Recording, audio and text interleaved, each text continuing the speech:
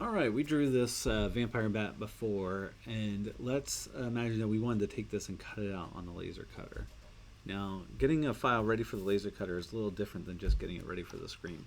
And in this case, we need to tell the laser cutter where you're going to cut and where you're going to engrave. So a good thing we could do is we can select everything here, and if we go to View, Outline, that's going to show us what our object is actually made of. Okay, so I can see here that I've got a bunch of single lines that have strokes on them. I've got an outer shape here, and then I've got this inside. So when I cut this out, I can see that mostly what we're going to cut out is this outside shape, but when we get to the hands, we have some problems here, because if it cut that, it would cut lines into here. And then here in the eyes, we have some problems too, because it's made up of multiple shapes, and we want to end up with just the shape that we're going to engrave. So let's start out here, and we can go back out of outline view, back to preview by going here. So let's select this here, and let's change there to be to have an outline and no fill, so we can see what's happening here. And then on this one, what we need to do is we need there not to be a triangle any longer, but only the circle with the shape. So what we're going to do is hold down Shift while we select, and then we're going to grab the shape builder tool, and we're going to say that we want to subtract this shape here. So we get that there, and we want to subtract the eye out of it too. So again, we get to do the same thing over here. So I hold down Shift to select the shapes I'm going to be working with, grab the shape builder tool, and by default it wants to add things together. Let me zoom in close. It wants to add things together. In this case, we don't want to add, we want to subtract. So I want to say, you know what, from the shapes I want to subtract this area and this area. And then I actually don't want there to be a black shape here anymore, I just want it to be a hole. And now I take that and I've got that out. Now down here we have a similar problem. Is what I want is I want the shape of the mouth to not include the fangs. But in this case, the stroke, it's a stroke, it's not a shape. And I need to change the stroke from being a stroke into a shape. So to do that, I'm going to go to Object, Path, Outline Stroke. And what that does is it takes it from no longer being a stroke, but now this is a shape. I'm going to do the same thing over here for this one to say, you know what, object, I don't want that to be a stroke, I want that to become a object. So now what I could do is I could select these three things, grab my shape builder tool, and say, you know what, I want to subtract from here that part, and I want to subtract from here that part as well. Now see if you can guess, what are we going to end up doing here with the hands? How are we going to take care of the hands? If we look at the hands, we can see those are strokes. So how are we going to include those strokes in?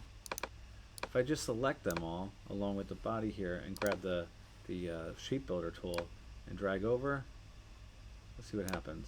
It doesn't really work, because it's not meant to work on a stroke only. The shape builder tool is meant to work on closed paths, shapes.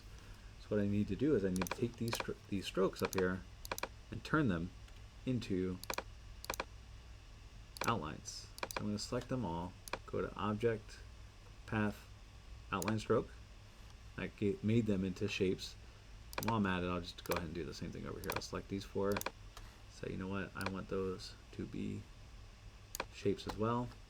And now what I can do is I can highlight all of this, grab my shape builder tool, and say, you know what, I want to add all of this together, and I might need to get in really close to get it all.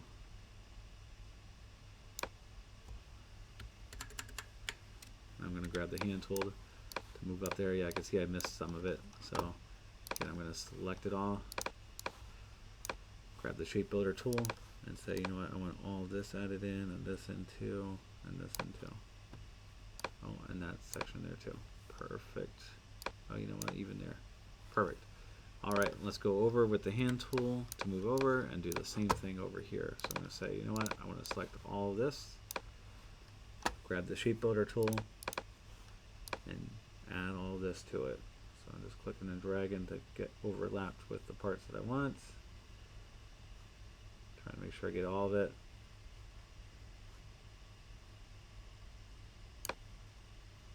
There we go. Now I want to add this in too. Add this in too.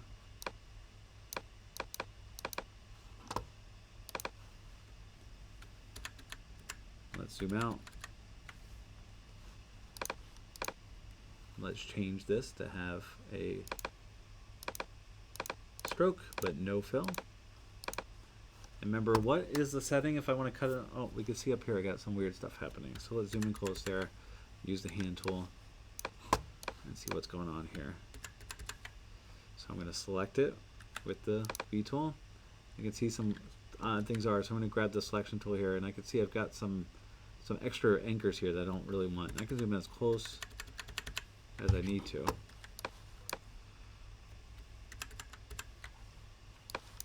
Getting close there. I'm going to grab the pen tool, and I'm going to delete some of these anchors because I probably don't need these anchors to be there. Or I'll grab the direct selection tool and delete some of those anchors away.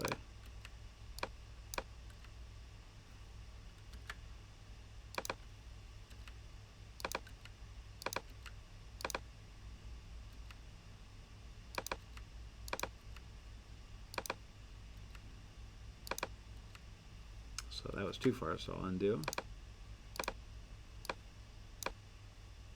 Let me come over here to the stroke too and see if changing our corners would help. Oh, so much better.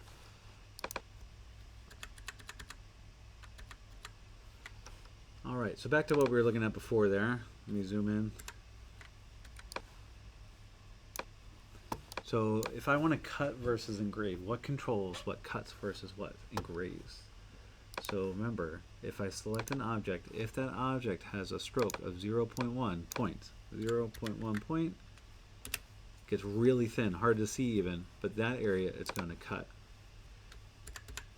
And anything else it's going to engrave. Let's look back up here because we just have some stuff that doesn't belong. So if I'm going to select it and delete it away. There we go. Some extra points that we had in there. So I just select them and get rid of them. So now what's going to do is it's going to cut out this side, and then in here it's going to engrave. And I like, a good idea is the color is not going to actually change when we engrave. The color doesn't, oh, let's redo. So the color doesn't show up when we engrave. It burns into the wood, and whatever color that is happens to be there. So these colors don't matter. So what I like to do is just change the color away and make that black. So pull that in so that the fill is black. The same thing here. And that gives us, change that to be black. And that gives us a better idea of what it's going to look like. In this case here, I'm going to take this and make it into like a little ornament that I can hang up. So I'm going to grab the ellipse tool and just put a little hole right up here on the center and move that into place. And I want this to cut. Let me zoom in closer. Cut, I want it to be kind of on the center here. And I want it to cut, so I want there to be no fill, a solid stroke, and I want that stroke to be 0.1.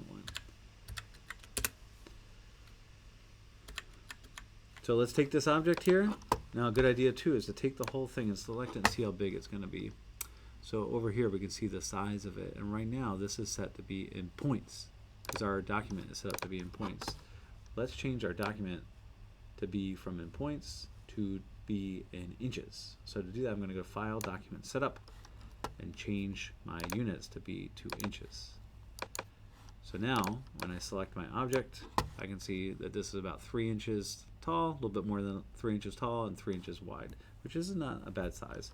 So I'm going to take this file, send it to laser cutter, cut it, and we'll see what we get.